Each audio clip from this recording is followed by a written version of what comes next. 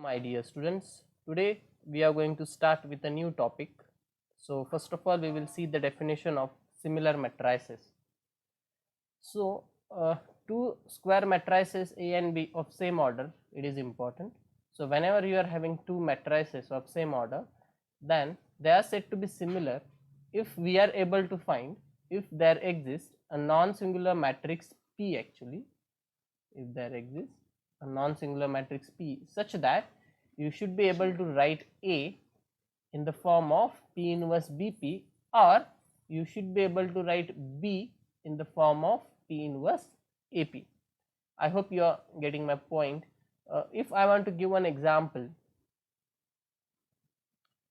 suppose we talk about the matrix A is equal to 1, 2, 3, 4. Now how can I write it? This matrix can be written as A is equal to, or I can say 1, 2, 3, 4 is equal to 1, 0, 0, 1, which is the identity matrix, inverse again 1, 2, 3, 4 and again 1, 0, 0, 1 over here. So how I have written this matrix A? I have written this matrix A as, now this is the identity matrix, so I inverse, again it is A and it is I. Is that okay? So I have found out a matrix, a non-singular matrix I is non-singular, right? Because determinant is 1, which is non-zero. So I have found out a non-singular matrix I such that A can be written as I inverse AI. So what does it mean? This A is similar to A. Is that okay? So that is our first note. A matrix, a square matrix is always similar to what?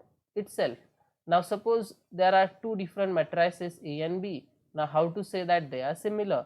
So they will be similar if we are able to find a non-singular matrix P such that you should be able to write A as this product of three matrices P inverse B P, or you should be able to write B as P inverse AP. Okay, if one holds, the other is obviously going to hold. So the meaning of these two statements is one and the same. You will say how? Because if I am writing A as P inverse BP, and if I pre-multiply and post-multiply by P, what you are going to get?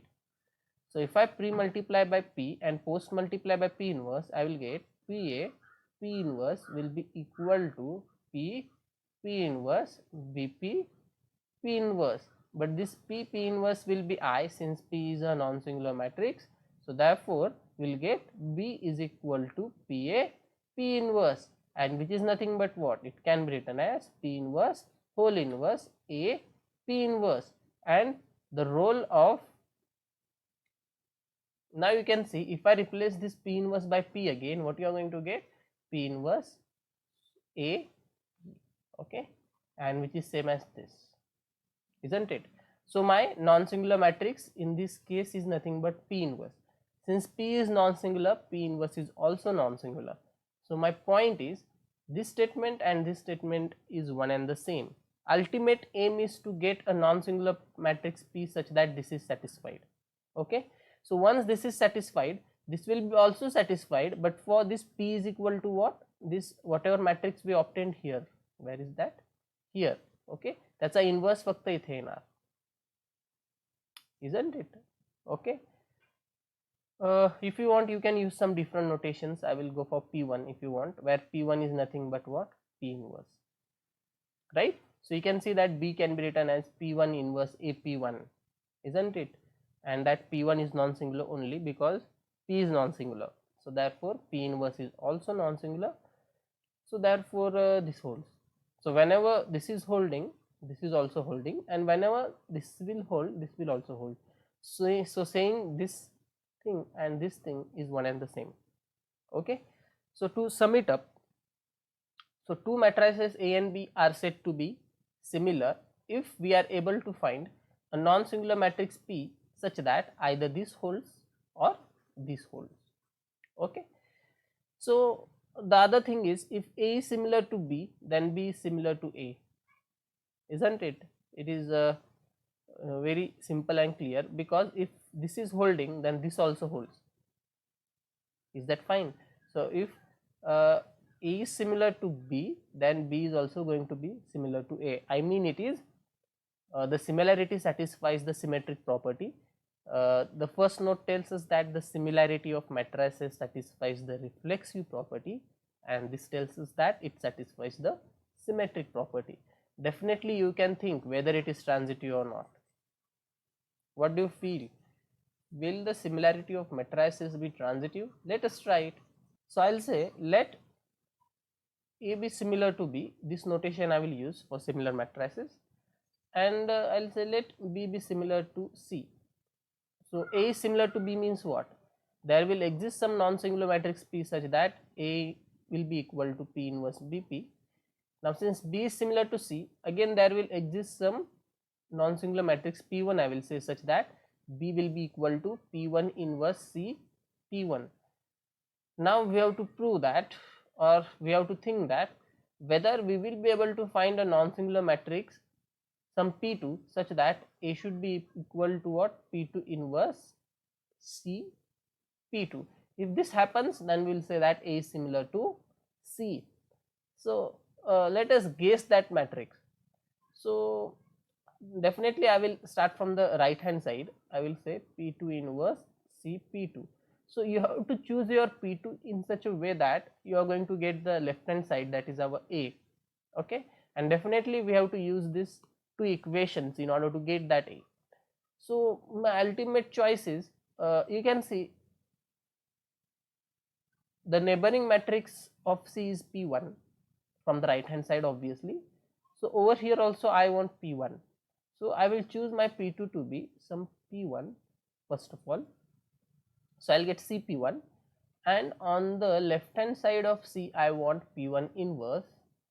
So I want somewhat like this, P1 inverse C P1, right? Then I will get B, this is my B, and to the neighborhood of B I want P inverse on this side, and on this side I want P. So over here I want P, and over here I want P inverse, so that I will get A. So what should be my choice of P2 then?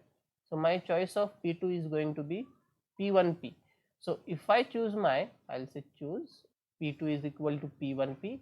Now note, since P1 and P are non-singular, this P2 is also going to be non-singular, isn't it? Because determinant of P2 will be determinant of P1 multiplied by determinant of P. But determinant of P1 and P both are non-zero. So therefore determinant of P2 will be also non-zero, and it will be also non-singular. Now let us try to do the calculation. So if I put my P2, it will be P1 P inverse C, and my P2 is P1P. Now you know AB inverse is B inverse A inverse, so that property can be applied. So I'll get P inverse P1 inverse C P1P, but this P1 C P1 is B actually, so this will be equal to P inverse BP, and P inverse BP is nothing but A, and that is our exactly the left hand side. So similarity of matrices is transitive as well. That is our third note. Now let us go for theory question number 3. So let A be a n cross n real matrix. Then we have to show that characteristic polynomial of A is equal to characteristic polynomial of A transpose. A very interesting result. Actually I have given this for homework, but over here we will prove it. So I am not going to go in details, just I will go on explaining. Then we have to prove that characteristic polynomial of B is equal to characteristic polynomial of A for any matrix B similar to A. So in other words, if we are having two similar matrices, then the characteristic polynomial is same, a very strong result. Okay. So over here B is similar to A actually, and we have to show that characteristic polynomial of B is equal to characteristic polynomial of A. The third part is little bit lengthy, and that we will see afterwards, and this third part requires this theorem also. Okay, that we will see afterwards. So let us go for the first part. So I'll say let A be a n cross n real matrix to show characteristic polynomial of A is equal to characteristic polynomial of A transpose. So characteristic polynomial of A is given by what? Determinant of xi minus A, and characteristic polynomial of A transpose is given by determinant of xi minus A transpose.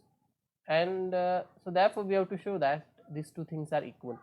So what I will do is I am going to use some notation for a11, a12 and so on. Then we will find out the determinant. So I have used this notation for a. Now since we want a transpose also, so I will find out a transpose. So see the notation properly, it is a standard notation that we already know. So what will be a transpose?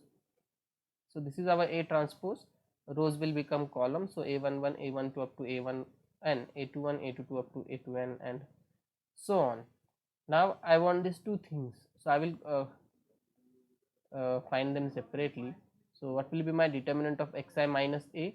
Each element in the matrix will be multiplied by minus sign and diagonally we are going to add x. So therefore we will get this. Okay, so you can see each element is multiplied by minus sign and diagonally I am adding x. So this is our determinant of xi minus a. What about determinant of xi minus a transpose?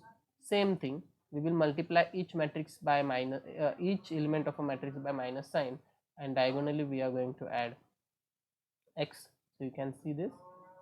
So I have taken a transpose of 1, they are not same yet. So I have taken this transpose of 1 actually, because you can see that this entry and this entry is different.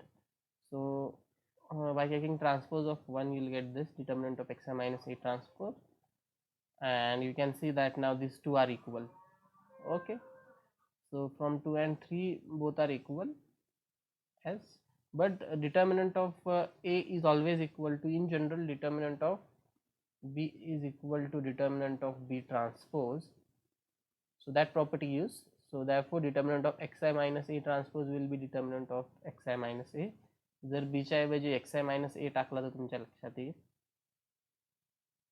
So I'll get this, and therefore determinant of xi minus a is equal to determinant of xi minus a transpose, and therefore the characteristic polynomial of a is equal to characteristic polynomial of a transpose.